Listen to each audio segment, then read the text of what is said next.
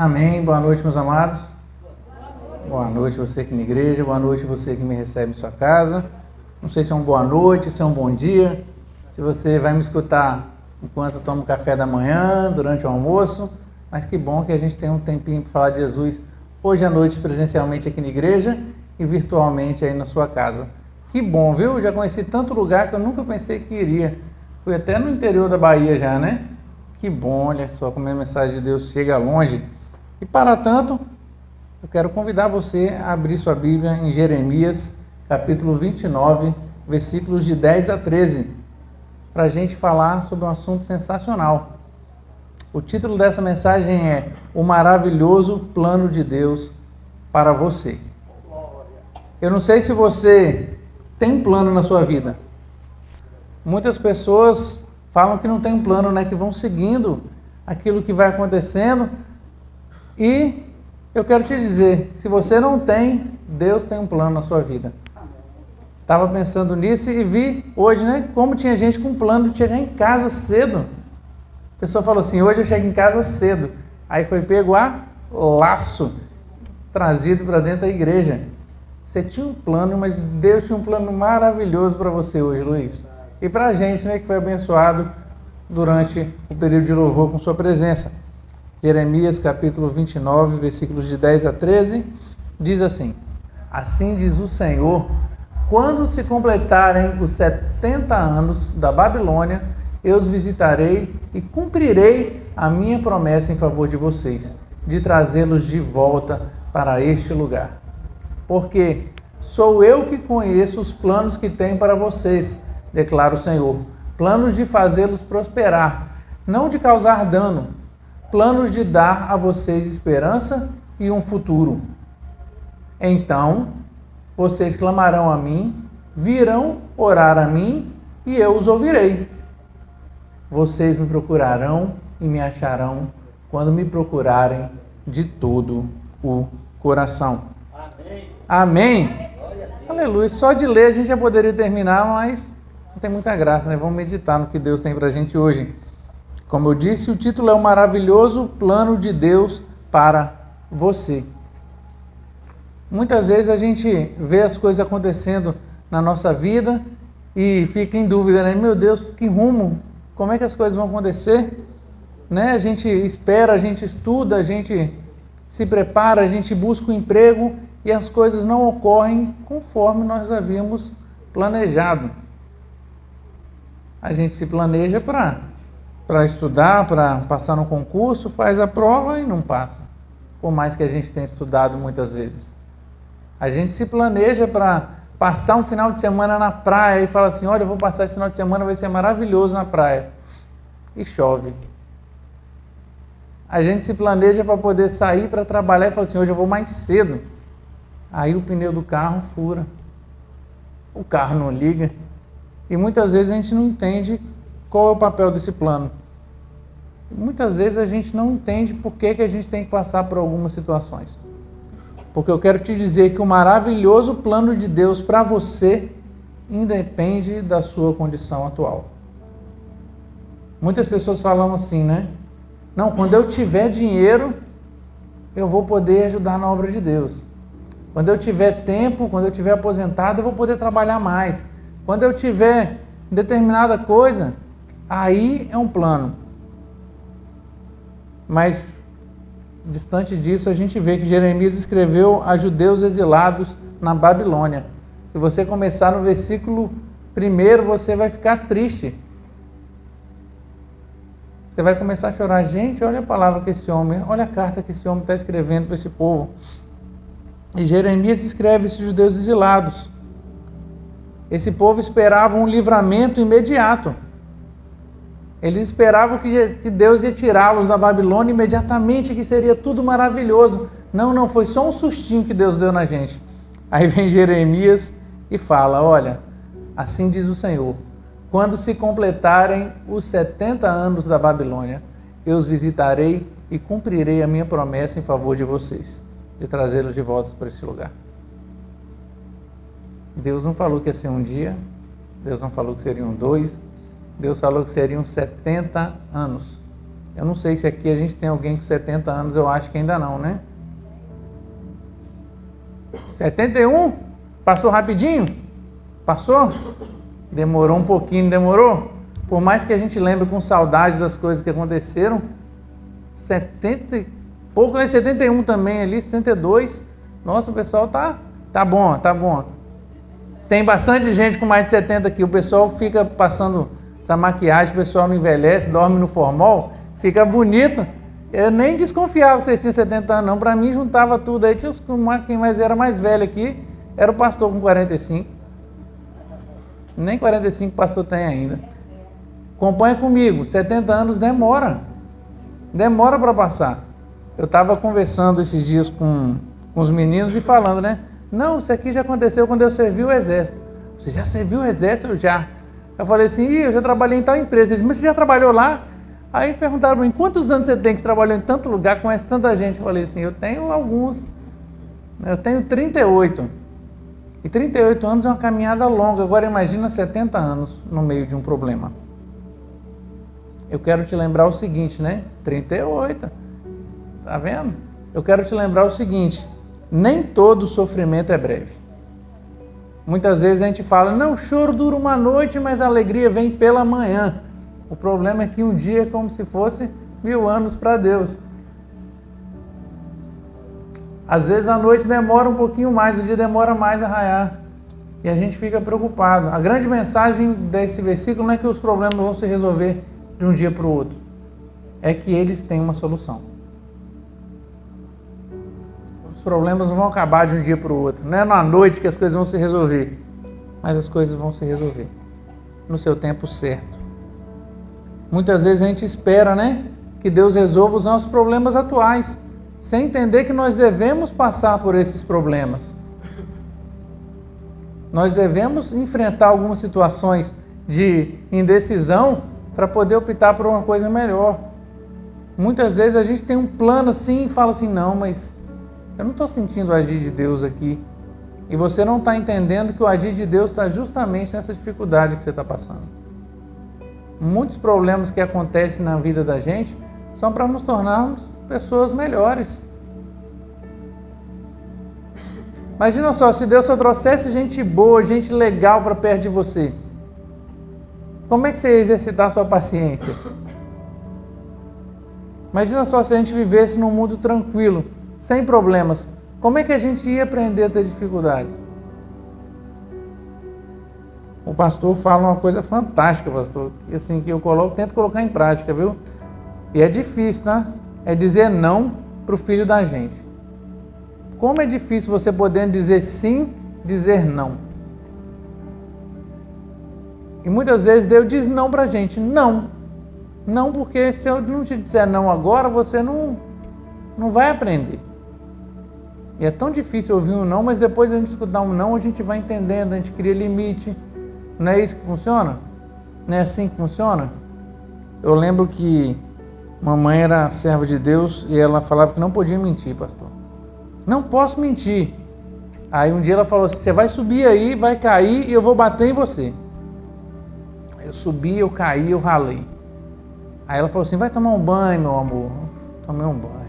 Vem cá para eu passar um negócio aqui para não machucar mais. Machuquei. Ela, tá bem? Não quebrou nada? Tô bem. Achei assim, tranquilo. Ela falou assim, agora eu vou te falar o seguinte, eu sou uma serva de Deus. O servo de Deus é assim, sim, não, não. Eu não queria te bater, mas como eu falei que ia te bater, eu não posso mentir, meu filho. Eu sou uma serva de Deus. E batia comigo tranquilidade, nessa tranquilidade, Luiz. Você tá rindo? Foi nessa tranquilidade que eu tô falando. Eu não sei o que era pior. E batia em mim porque ela era uma serva de Deus, ela não podia mentir. E às vezes Deus avisa a gente, não faz isso não, que eu vou te dar a coça. E a gente vai lá e fala assim, não, mas Deus é amor. Deus não vai fazer isso não. E a gente passa por umas situações sem entender que o plano de Deus independe da nossa condição atual. A gente esquece que Ele é todo poderoso, que Ele é dono do céu e da terra, que todo poder está em suas mãos. Se Ele colocou a gente, Ele tem a capacidade de tirar daquele problema também. Muitos problemas que acontecem é para a gente passar por eles e depois ter um coração grato. para a gente passar por eles e depois poder contar a história para fortalecer a fé de outras pessoas. A gente passa por eles para poder fortalecer o coração de outros irmãos. Então, o plano de Deus, além de independer da sua condição, ele traz bênçãos para a sua vida. Assim, caramba, Guto, mas o povo ficou 70 anos lá, que bênção é essa que trouxe? Aí a gente tem que mudar de versículo, né? A gente vai lá para o versículo 11 agora, maluco. Porque eu que conheço os planos que tenho para vocês. Eu que conheço os planos que tenho para vocês. Muitas vezes a gente não consegue entender, visualizar, entender onde Deus quer chegar. Tem uns vídeos de uns camaradas que começam a pintar um quadro assim, você fala, o que esse cara está pintando? Aí daqui a pouco ele sacode e faz aquela pintura bonita. É a mesma forma que Deus opera em nossas vidas. A gente está aqui olhando, está tudo bagunçado, a gente fala, meu Deus, o que você está arrumando? Eu não estou entendendo é nada. E Deus fala, olha, eu que conheço os planos que eu tenho para você. Declara o Senhor, planos de fazê-los, e olha aí ó, como é que traz bênção, prosperar. E quando ele fala prosperar, não é de sobrar dinheiro, não é de ter dinheiro a rodo no banco não, viu? Muita gente se iludiu nessa teologia da prosperidade, achando que prosperidade é ter dinheiro. Prosperidade é ter Jesus na sua vida. Prosperidade é a garantia de ter Jesus presente em sua vida todo dia. Se não sobra, não falta. Se falta uma coisa, vem outra. Se a gente tem dificuldade em determinadas áreas da nossa vida, vem um consolo em outra área. Se surgem problemas de um lado, a gente sente a presença de Deus cuidando do outro. E isso é maravilhoso. E isso nos traz a segunda bênção. Prosperar, não causar dano, plano de dar a vocês esperança. O mundo hoje não vê esperança.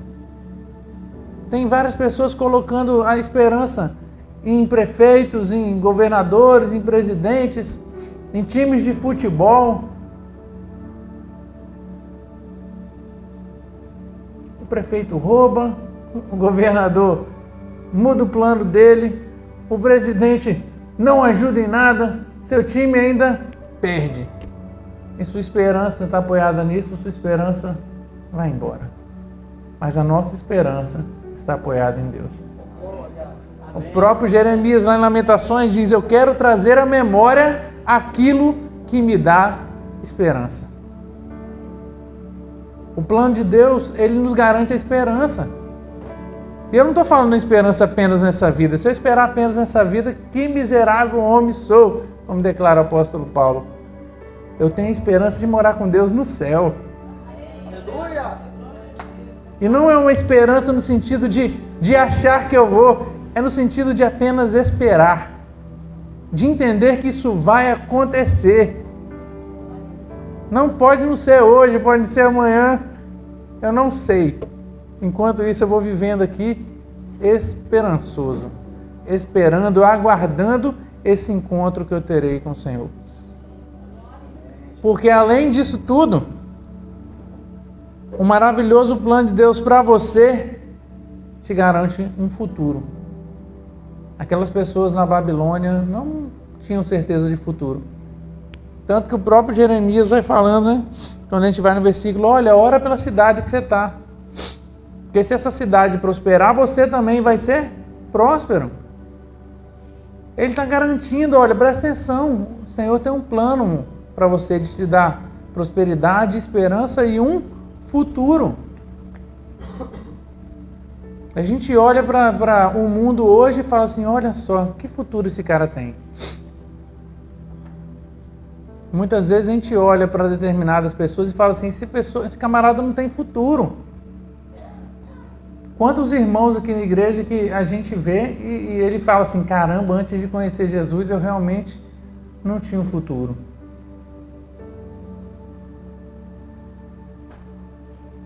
Antes de conhecer Jesus eu não tinha uma perspectiva de vida, de melhora, de nada.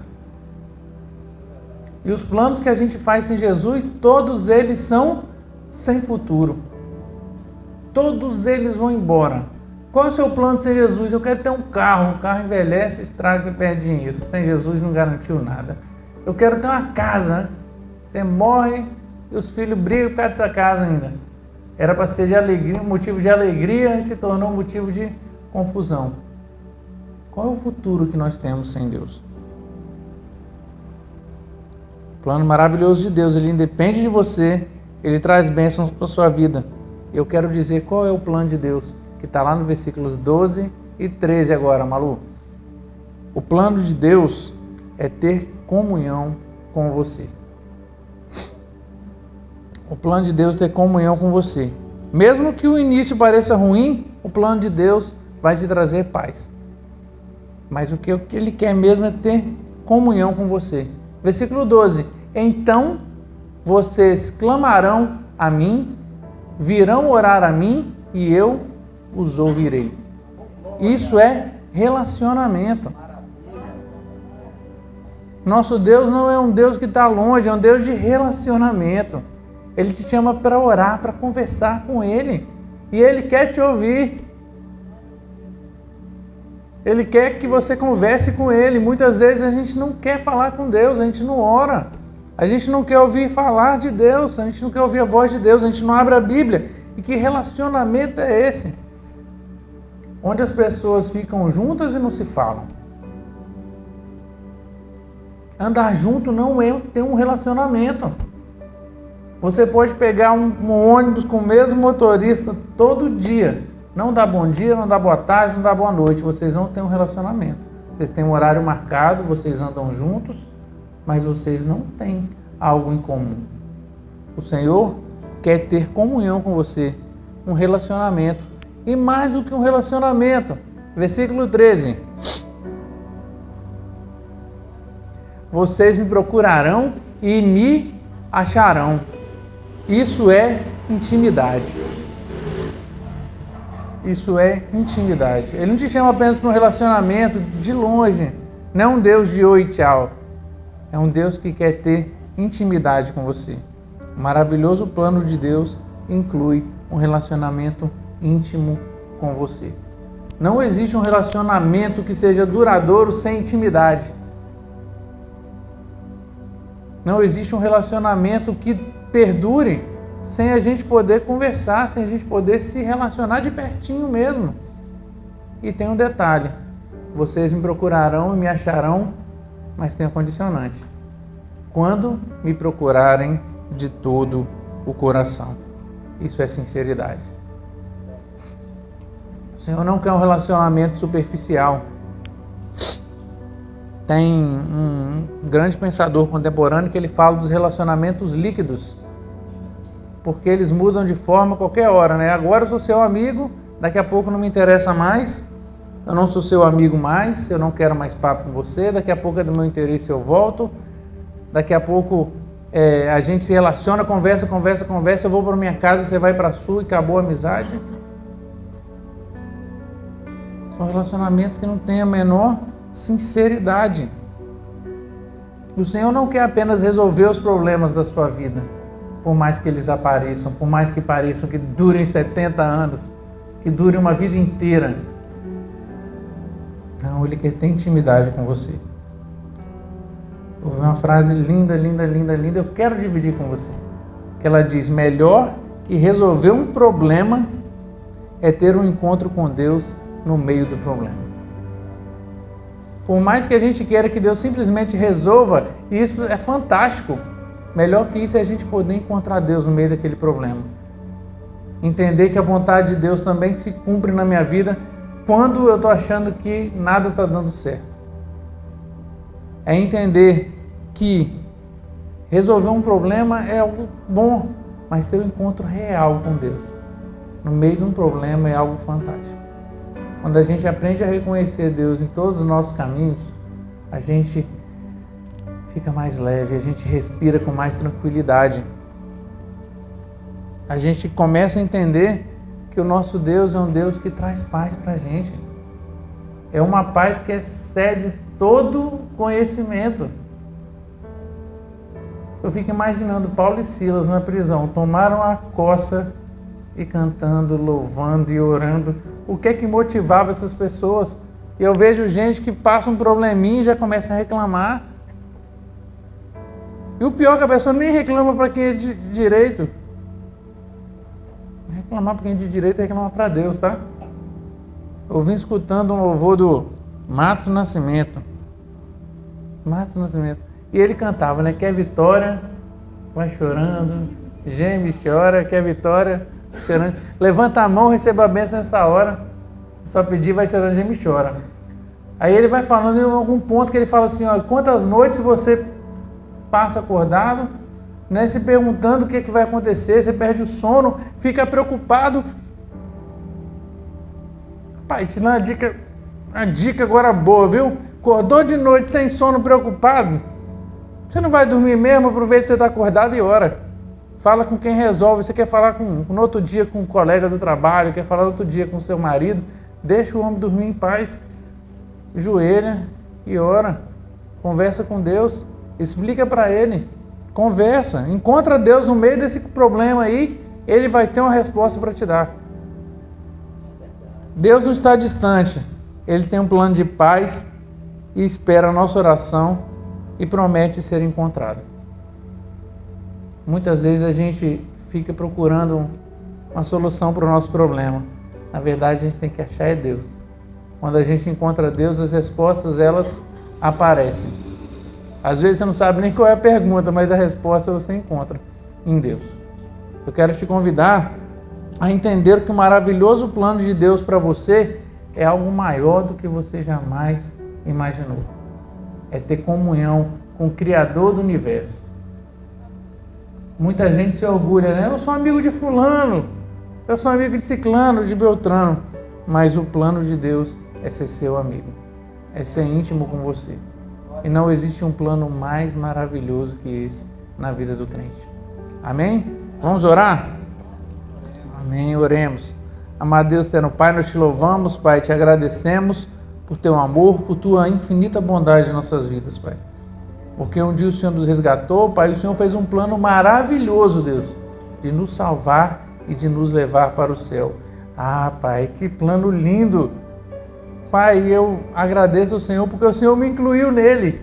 Eu tão pequenininho, sem importância, Pai, frágil, fraco, pecador. E ainda assim o Senhor me chama para ter um relacionamento comigo, Pai. Ainda assim o Senhor me convida, Pai, diariamente a estar em Tua presença. Pai, que convite maravilhoso, Deus. Me ajuda, Pai, a aceitar esse convite todo dia, Pai. Coloca mais amor em meu coração, Pai. Uma vontade, Pai, tremenda de buscar ao Senhor, Pai. Assim como as pessoas acordam, Pai, e já levantam animadas, Pai, que eu possa levantar animado, Pai, para estar em Tua presença todos os dias da minha vida, Pai. Fala aos nossos corações, Pai. Nos guarda, nos abençoa. Fala, Pai, através dos planos que nós temos feitos, Pai. E que o Senhor possa estar presente em cada um deles, nos trazendo a segurança, Pai, que o plano do Senhor para as nossas vidas nos traz paz, esperança e um futuro presente em Ti, Pai. Nós te louvamos, te agradecemos, em nome do Teu Filho amado Jesus, Pai. Amém.